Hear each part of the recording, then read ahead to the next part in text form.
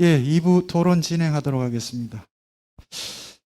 자칫 매우 어려운 주제일 수도 있는데 오늘 강연을 통해서 아주 명쾌하게 쿠자누스의 사상을 우리 시민 여러분들에게 소개를 해 주셨습니다. 간단하게 짧게 오늘 김영수 교수님께서 하신 얘기를 제가 또 이해했던 방식으로 간단하게 요약을 하면, 무엇보다도 쿠자누스의 사상에서 제일 중요한 핵심 개념이 바로 오늘 얘기했던 유한자죠. 유한한 것. 이 유한한 것에서는 결국 피조물로서의 인간과 자연 혹은 세계라고 하는 유한자고요.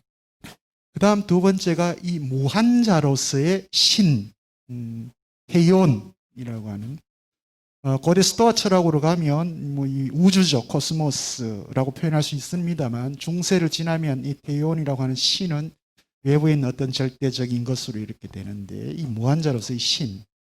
그 다음 세 번째가 바로 이 유한자와 무한자가 결합되어 있는 일종의 그리스도로서의 신입니다. 구세주로서의 신이 있는데, 쿠자누스가 여전히 중세 철학에 머물러 있는 부분은 바로 이제 이 부분이기도 하고, 또 동시에 그럼에도 불구하고 이 유한자와 무한자의 대립을 하나의 또 다른 방식으로 해석을 해내려고 하는 게 또 근대 철학에 영향을 주게 되는, 그래서 쿠자누스한테 가장 중요한 개념이 바로 이 유한자와 무한자가 결합된 구세주로서 혹은 그리스도로서의 이 신이라고 하는 이 개념인데, 이제 이걸 이해하는 방식을 쿠자누스는 세 가지 알의 형태로 이제 얘기를 했고요. 오늘 김영수 교수님께서 아주 간단하게, 명료하게, 그리고 분명하게 설명을 해 주셨습니다.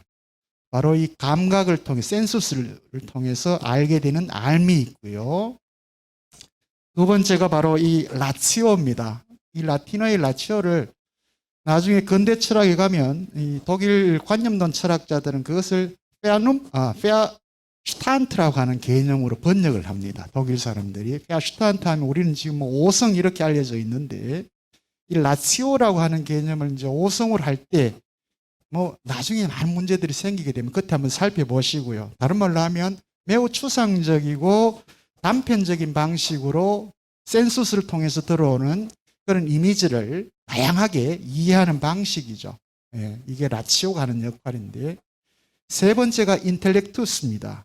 지성으로 아까 번역을 하셨는데, 독일 관념론에서는 이 인텔렉투스를 페아눔프트라고 이렇게 또 번역을 하게 되는데, 사실 이게 이제 가장 중요한 부분이죠. 오늘 강의된 내용 중에서도 쿠자누스 사상에서 이게 여전히 중세적인 의미를 갖고 있는 이유도, 이 지성은 쿠자누스는 초자연적인 의미에서의 바로 이 은총이라고 하는 중세적 의미를 그대로 이제 가지고 옵니다. 이 은총이라고 하는 것.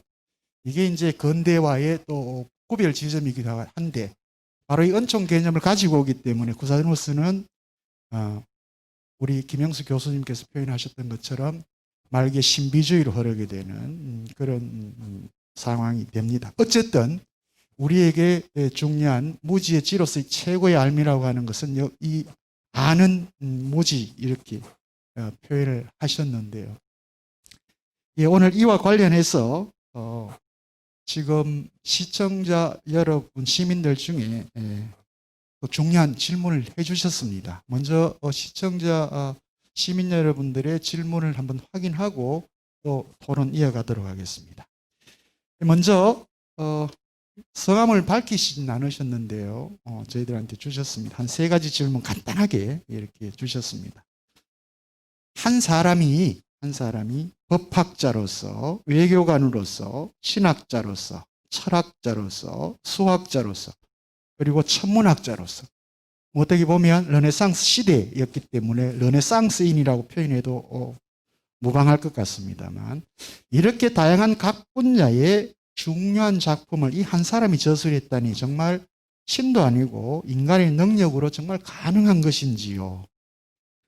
저는 한 가지도 제대로 못하는 일상의 사람인데, 바로 이런 다양한 영역의 저술이 가능했다는 게 아주 궁금하답니다. 그 다음 두 번째가, 추기경이라면 보통 소외된 인간들에게 소금이 되어야 하는데 여행을 다니고 사유와 사색을 평생으로 생각을 하셨다면 성직자의 길은 언제 하였을까요? 라고 하는 궁금증이 있고요.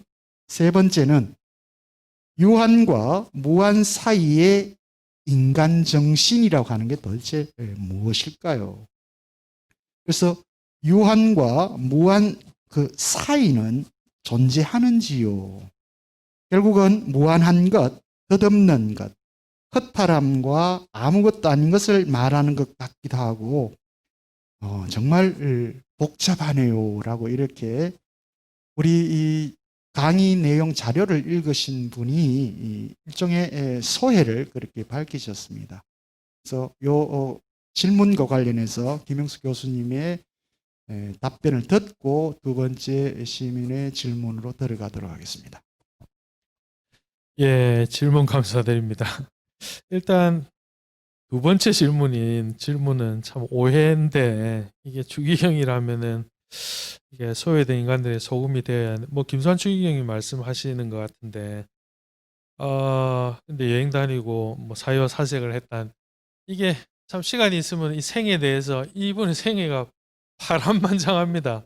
네, 파란만장한데, 일단은 이분은 진짜 평생 제대로 쉬어본 적이 없고, 당시에 뭐 이제 각종 회의부터 시작해가지고 이제 소위 외교관이었죠. 외교관으로서 뭐 어디에 싸운다 그러면은 또 독일 여행 갔다가 싸우고, 그다음에 또 이슬람의 십자군 전쟁 중재하러 거기까지 가가지고 술탄 만나가지고 이야기하고, 또 심지어는 자기 교구에 저기 오스트리아에 자기 교구가 있었는데 거기서 또 문제가 생겨가지고 막 그 논쟁하고, 평생 쉬어본 적이 거의 없는 사람인데, 그것 때문에 아까 처음에 말씀드렸던 그 저기 그 부자연수 얘기 그 병원은 이제 본인이 정말 어려운 사람들을 위해 가지고 자선병원으로 자기가 설립을 한 겁니다. 그래서 그 당시에 본인이 설립이 한 걸 그 유지를 받들어 가지고 아직도 거기는 병원으로 쓰이고 있습니다. 예. 그래서 이런 참 안타깝게도 뭐 그런 할 일 없이 여행 다닌 게 아니고 외교 여행이에요. 외교 여행. 전부 외교 여행이었고, 정말 놀라운 거는 뭐 첫 번째 질문하고 연결을 하자면은 이분이 저 파리 대학하고 켈른 대학에서 이렇게 좀 와서 좀 가르쳐 달라라는 요청을 받았는데도 나 시간이 없어서 안 된다. 이런데도 이제 그 여행을 하면서 끊임없이 책을 이렇게 쓴 겁니다. 예. 배 위에서 쓰고 마차 위에서 쓰고 생각나면 쓰고 한 겁니다. 뭐 여러분들 그 유명한 분들 중에 이런 분 생각나는지 모르겠지만은 저에게 탁 떠오르는 인물이 그 로마 황제였던 아우렐리우스 마르쿠스 황제가, 우리가 명상록으로 유명하잖아요. 그분도 이제 스토아 학파 이제 사람이지만, 그 이제 그분의 책을 읽어봐도 이게 평온한 마음으로 이렇게 다 글을 썼다는데, 실제로 그분이 글을 쓴 거는 전장에서 다 쓴 겁니다. 낮에 막 피 흘리면서 게르만 족하고 그 당시에 피 터지게 싸움하고, 이제 저녁에 그 점호 다 하고 그 시간을 쪼개가지고 다시 마음을 들여다보면서 그런 평온하게 해서 이제 그런 명상록에 글을 짬짬이 쓴 거죠. 이게 정말로 이 참 그 저도 그렇지만, 아니 물어보신 그 질문자에게 충분히 이제 동의를 하는데, 우리 보통 사람으로서는 한 가지도 제대로 하기 어려운데, 야, 이런 분들은 어떻게 이렇게 북치고 장구치고 뭐 이건 혼자 깽가리까지 다칠 수 있는가 하는 뭐 놀라울 따름이죠. 예, 놀라울 따름이고, 뭐 그런 면에서 오늘날 여전히 좀 조명되면 좋겠다 하는 것이고, 그다음에 세 번째 질문은 유한과 무한 사이 인간 정신은 무엇인가요? 유한과 무한 사이는 존재하는지요?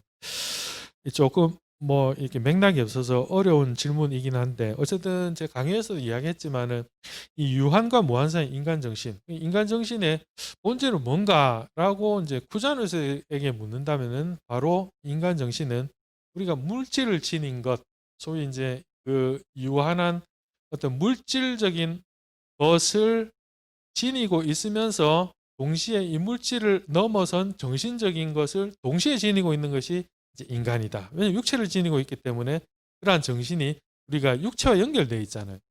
그래서 한편으로서는 끊임없이 이 육체에서 어떻게 내가 이 육체를 제대로 제어하면서 뭔가 뛰어넘고 싶은 그러한 갈망을 항상 가지는데, 정신적인 갈망을 가지지만은 내가 살아있는 한은 항상 어느 정도 육체에 예속당하고 노예가 될 수밖에 없는 거예요. 거기서 사실은 어느 누구나 죽을 때까지 갈등하면서 살지 않는가 하는 거죠.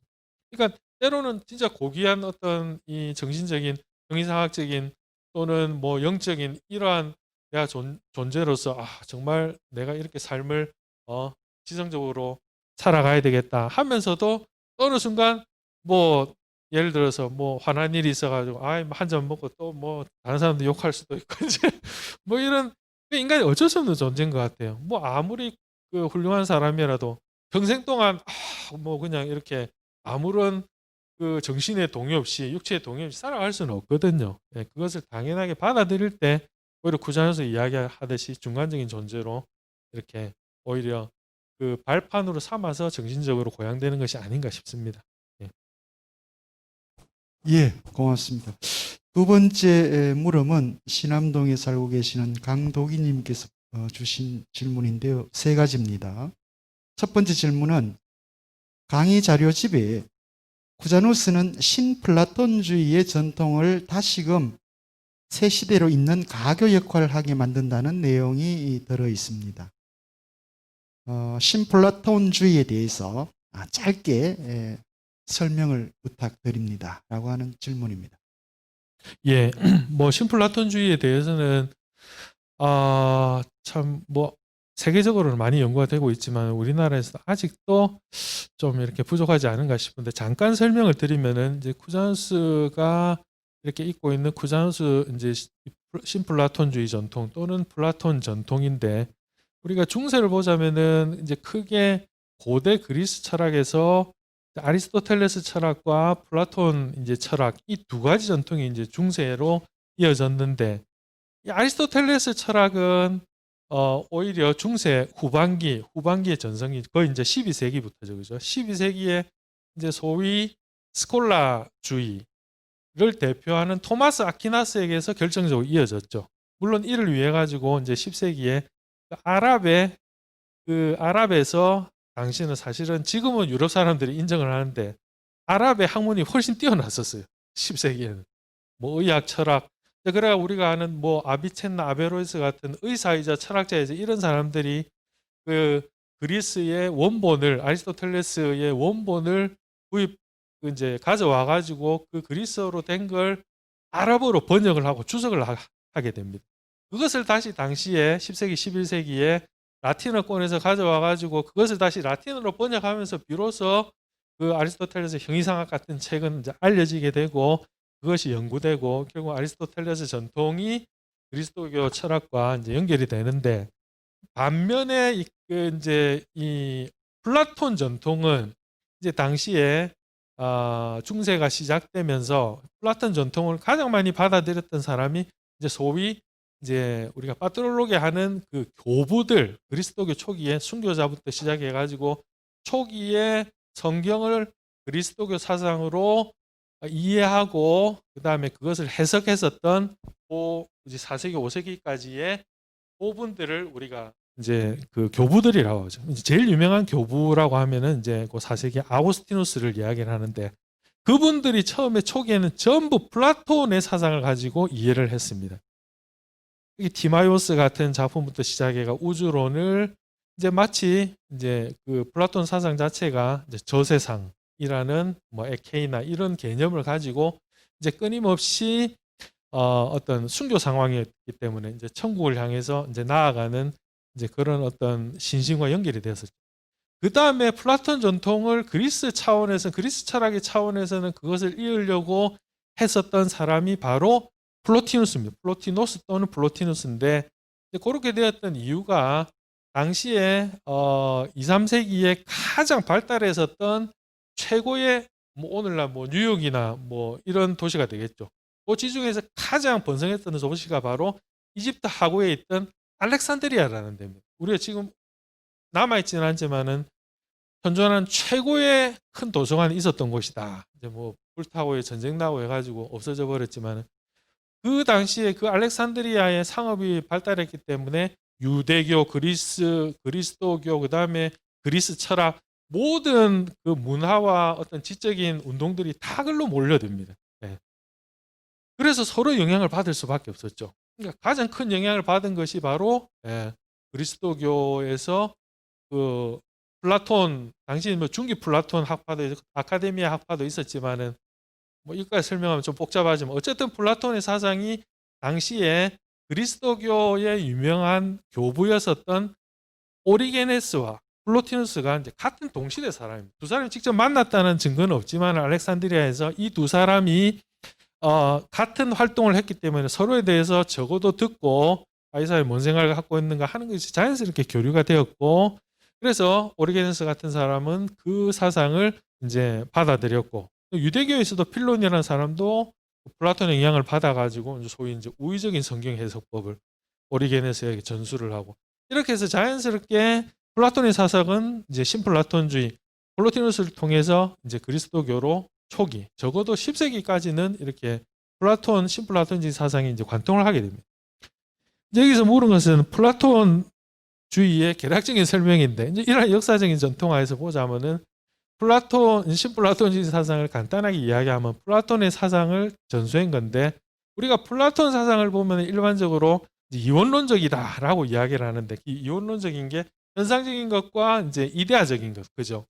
이제 영적인 것, 정신적인 것과 이제 물질적인 것, 그 사이에 이제 수학적인 그 개념들이 있는데 이제 이렇게 이분화해서 일반적으로 이제 본다면은 그런 면에서 본다면은 물론 이것도 오늘 비판을 받지만은 플로티너스 같은 경우에는 그 이분화가 아주 극단적으로 되어 있습니다. 이원화를 일원화시키기 위해 가지고 플로티너스 같은 경우에는 맨 밑에 플라톤이 이야기하는 현상적인 것, 물질적인 것을 갖다가 저 밑에 거의 보이지 않을 정도로 이제 소위 휠레죠, 휠레 그죠? 이 물질적인 것 그걸 놓고 이건 아무것도 아니고 그러면은 진짜로 있는 이데아를 완전히 이제 부풀려 가지고 이제 그것만 가지고 그 이야기를 하는 거예요. 그러니까 플라톤에서 이데아가 플로티노스에 와서는 완전히 엄청난 영역을 차지하고 그것을 갖자 세 가지 히포스타제라고 이야기를 하고 있습니다. 이것이 나중에 그리스도교 삼일체 문제가 되지만 어쨌든 이것을 뭐 우리나라 말로 흔히 학자들이 번역하는 자립체라고 이제 이야기를 하는데 세 가지 자립체가 플라톤에게 있어서 이데아와 같은 것이다라는 것이죠. 하나는 헨, 그죠? 가장 모든 것인 헨. 그 다음에 누스, 정신. 그 다음에 피시케, 영혼이 되겠죠. 물론 이 영혼에는 세계 영혼이 있고 개별적인 영혼이 있죠. 개별적인 영혼은 세계 영혼으로부터 본인의 이제 존재를 받게 되는데 어쨌든 크게 보자면은 헨, 누스, 정신, 피시케, 영혼 요 세 가지로 플라톤의 이데아를 이제 플로티누스가 해석을 했다라는 거예요. 그러니까 물질적인 거는 아예 그냥 거의 보이지도 않을 정도로 플로티누스에 있어서는 모든 이데아적인 것이 사실은 이 세상을 다 지배하고 있을 정도로 이제 그렇게 설명을 이제 한 거라고 볼 수 있겠습니다. 예. 예. 두 번째 물음입니다. 물론 뭐 강연 때 얘기가 됐던 부분인데 다시 한 번 더 간략하게 요약을 좀 해주시면 좋겠습니다. 쿠자누스 작품 중에 신학서로 이게 이제 오늘 우리 강의자 선생님께서 말씀하시는 그 아는 무지 데독타 이그노란티아라는 작품인데 여기에 대해서 간단하게 좀 다시 한번 설명을 부탁드린다는 질문입니다.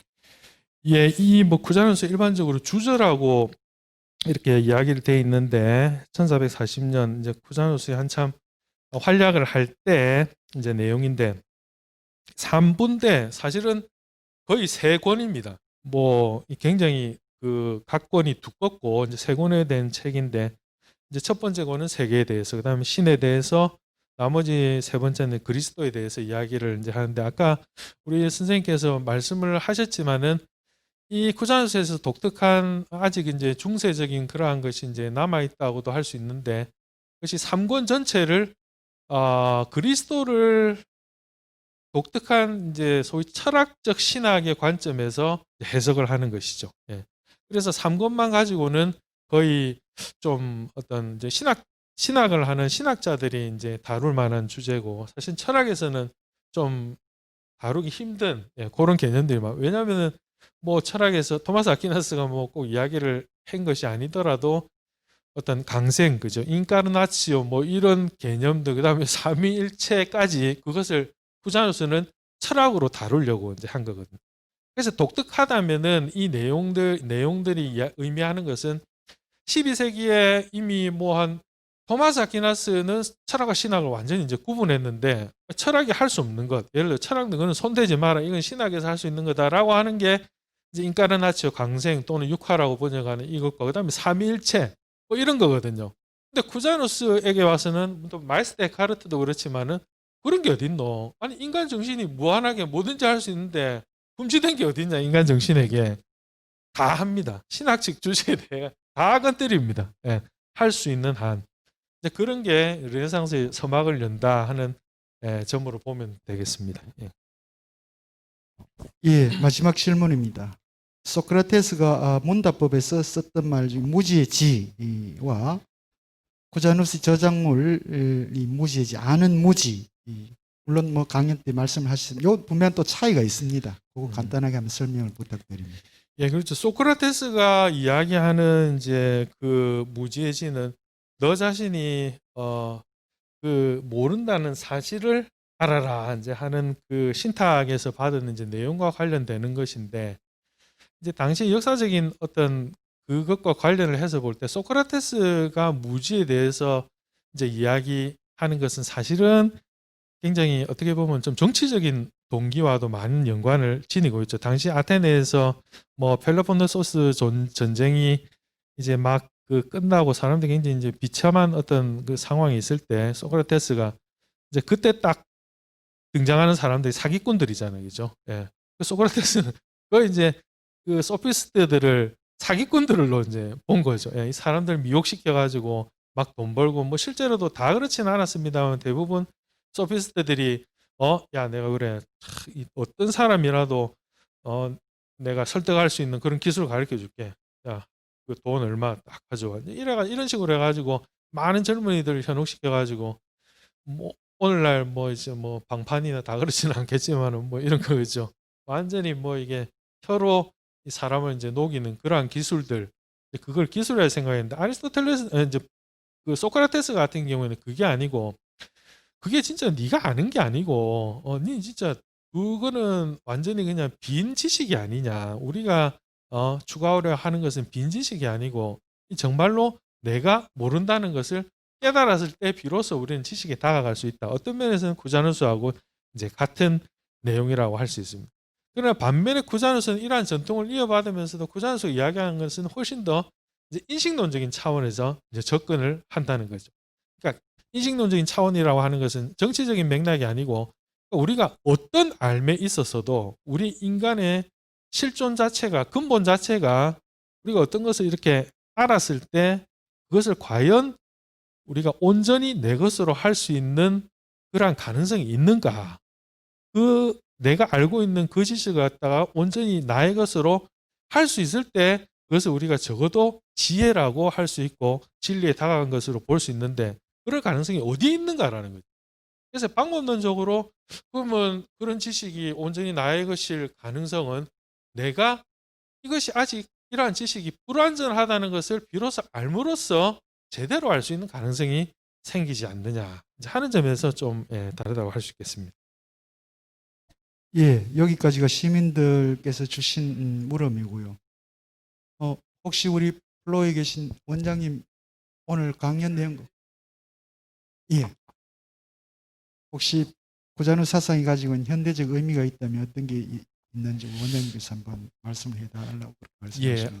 아까 잠깐 제가 강의 때 이제 언급을 했는데 뭐 여러 가지 있겠습니다만은 이제 오늘날 우리가 지금 현실적인 상황에서 볼 때 뭐 코로나라든지 환경 문제라든지 이런 걸 봤을 때 뭐 근대 사상도 훌륭한데 우리가 모더니티 하는 뭐 이런 근대 현대라고 번역될 수 있는 이러한 것들이 과연 우리 인간의 문명을 발전만 시켰느냐 하는 의미에서 예, 근본적으로 쿠자누스를 볼 때는 이 무한자와 유한자와의 거리가 전부 동일하고 거리를 재는 것은 의미가 없는 거예요. 왜냐하면 그 원 자체가 너무 무한하기 때문에 예? 어디다 점을 찍어도 다 똑같은 거리잖아요. 그죠?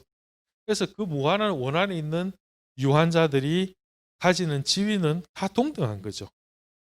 우리 인간에게 있어서도 마찬가지로 아니 내가 태어난 삶의 자리가 내가 원해서 태어난 것도 아닌데 어떤 사람은 흙수저 물고 태어나고 어떤 사람은 금수저 물고 태어나고 그것이 그 사람하고는 관련이 없는 거잖아요. 근데 우리는 아직도 그것을 당연하게 여기고 있죠.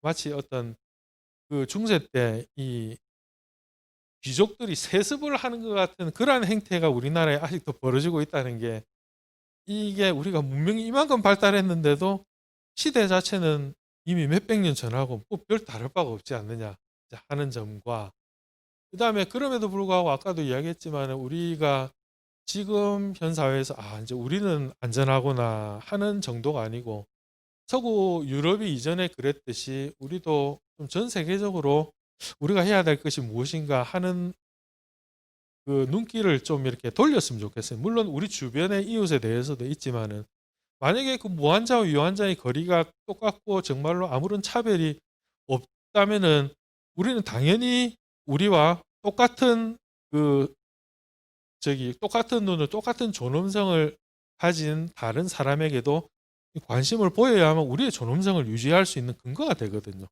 내가 만약에 그렇게 비참한 처지에 놓였을 때 다른 사람이 저 사람은 나와 똑같은 사람이라는 존엄성으로 대해주지 않으면은 그거는 사실은 내가 할 말이 없는 거거든요. 예.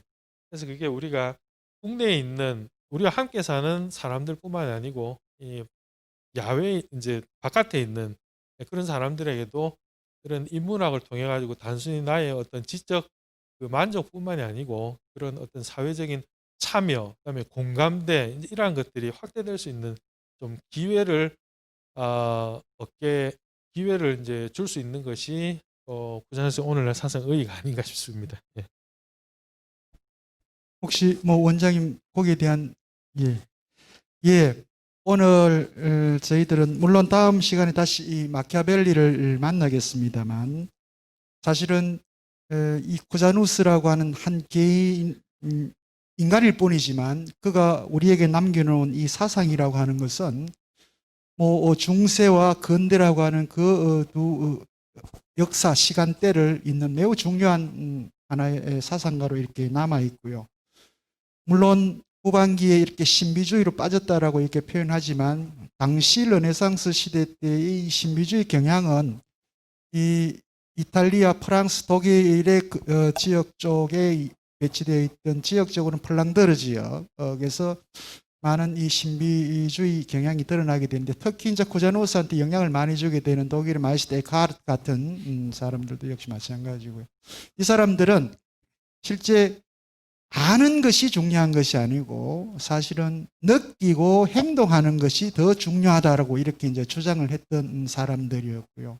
어떻게 보면 이 쿠자누스도 이 아는 무지라고 하는 것을 통해서 뭐 지금 저희들도 마찬가지죠. 과학기술이 발전하면서 얼마나 세계에 대해서 우주에 대해서 많이 알고 있다라고 생각을 하고 있습니까? 그럼에도 불구하고 그 아는 만큼의 물질적인 풍요로움을 느끼는 데 비해서 상대적으로 정신적인 빈곤 그래서 타자의 고통과 아픔에 대해서 함께 배려하고 공감하고 연대할 수 있는 힘을 잃어버리고 오직 각자의 자기 실현이 중요한 그런 시대에 살고 있는 우리들에게 아마 이 쿠자누스가 이 유한자와 무한자의 사이에서 인간 정신이 이 무한자를 끊임없이 느끼고 행동하면서 깨달아가는 과정을 강조했다면 우리 시대에도 이 쿠자누스의 생각은 많은 울림을 주는 것 아닌가라고 한번 생각을 해봅니다. 다음 시간에는 저희들이 뭐 르네상스 시대의 가장 대표적인 철학자 사상가이기도 하고요. 정치가였기도 했습니다만 마키아벨리를 가지고 한번 여러분들을 만날 것 같습니다. 예.